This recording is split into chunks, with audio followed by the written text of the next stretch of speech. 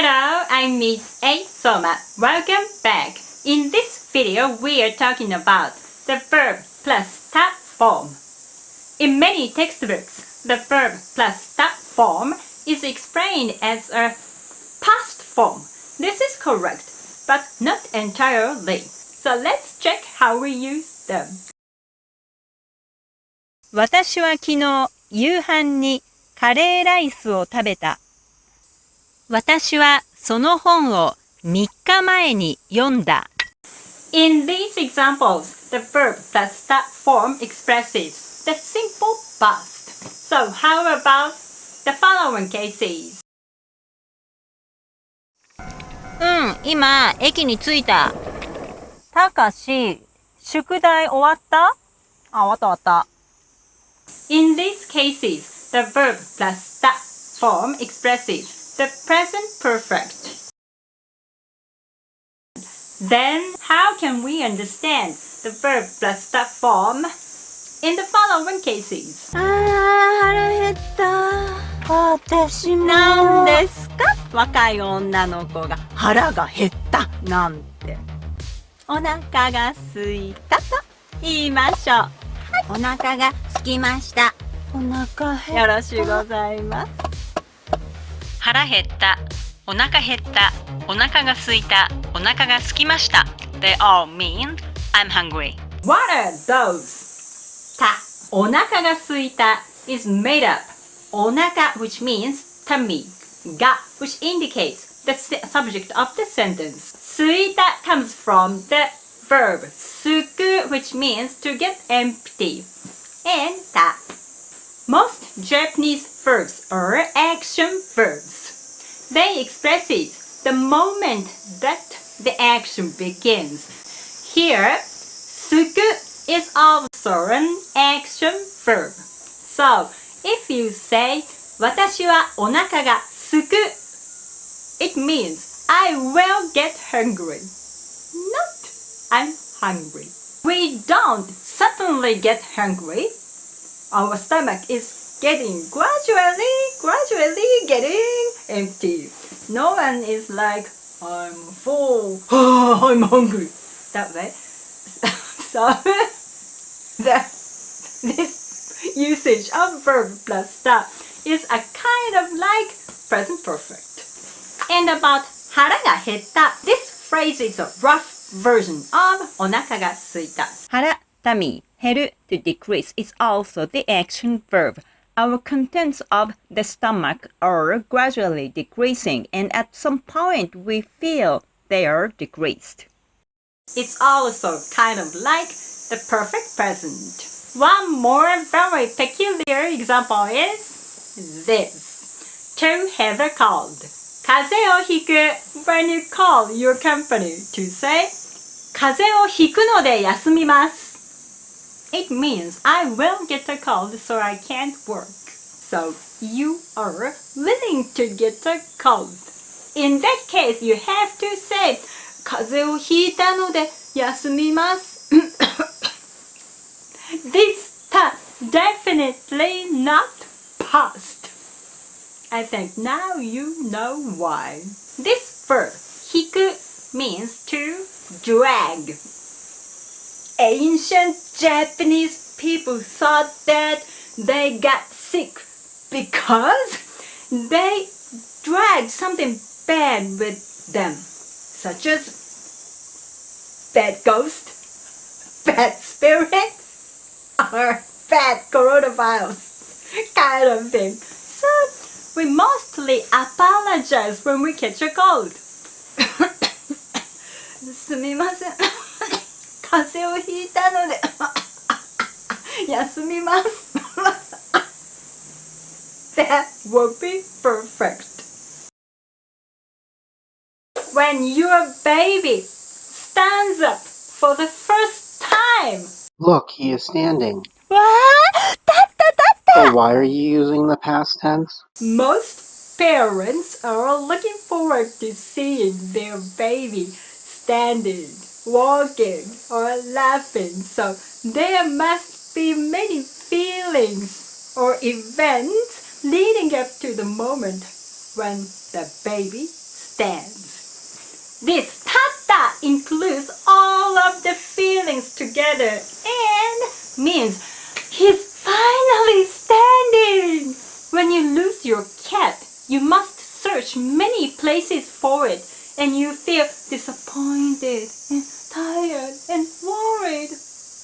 And finally you find your cat. And you find your lost wedding ring.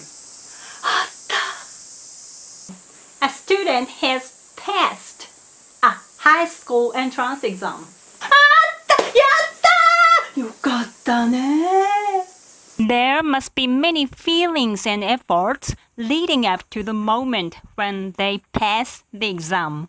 If I translate よかったね, literally it's just that was great. But here it should be translated congratulations! I'm very proud of you! Kind of. 美味しかった。ごちそうさまでした。It doesn't mean just it was delicious.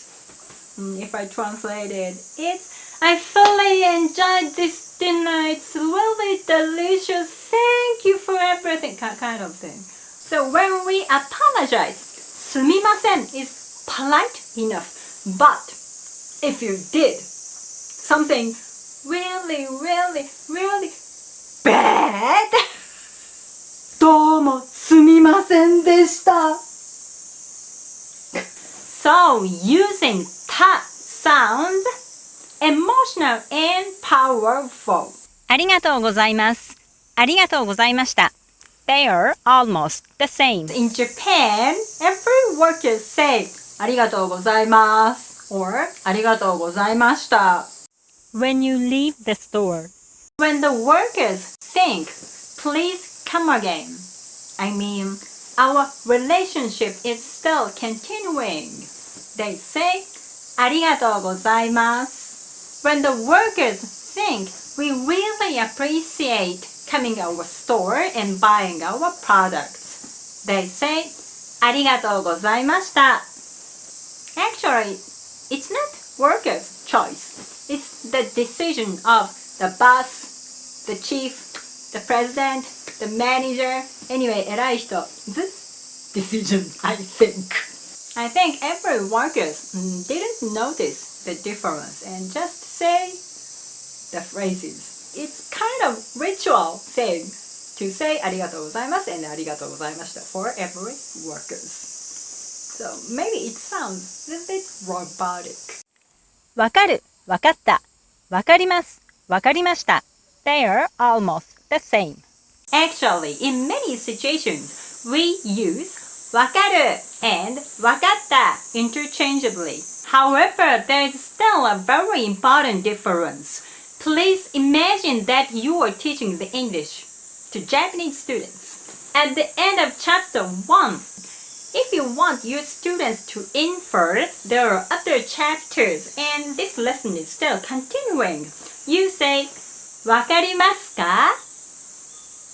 We use the present tense here. But at the same point, the end of the chapter 1, if you want to confirm that your students fully understand this chapter, you should use わかりましたか? You should use た form. And it depends on each teacher's feelings. If you feel this is continuing, わかりますか? If you feel something has ended, わかりましたか? And about replies, I recommend using verb plus ta form, わかりました or わかった in any cases. Because if you say present tense, わかる、わかります, we feel it doesn't end. It's in the middle of something. Actually, we often say わかるわかる or わかります in the middle of a conversation while someone is speaking. ひどいのよ、彼ったら。わかるわかる。新しい服着てったのに。わかるよ。全然気づかないのよ。わかるわかる。わかるわかるわかる。 Here, わかる present tense means just I'm listening to you or I'm on your side or just I'm here. We use わかる、わかります just for carrying your conversation.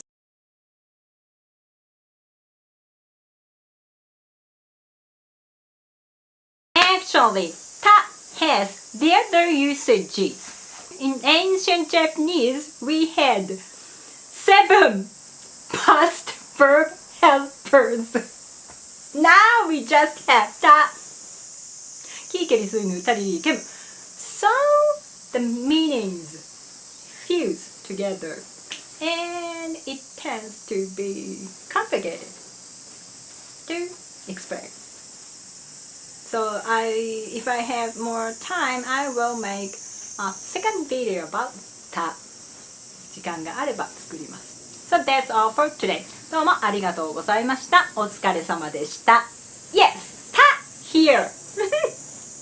See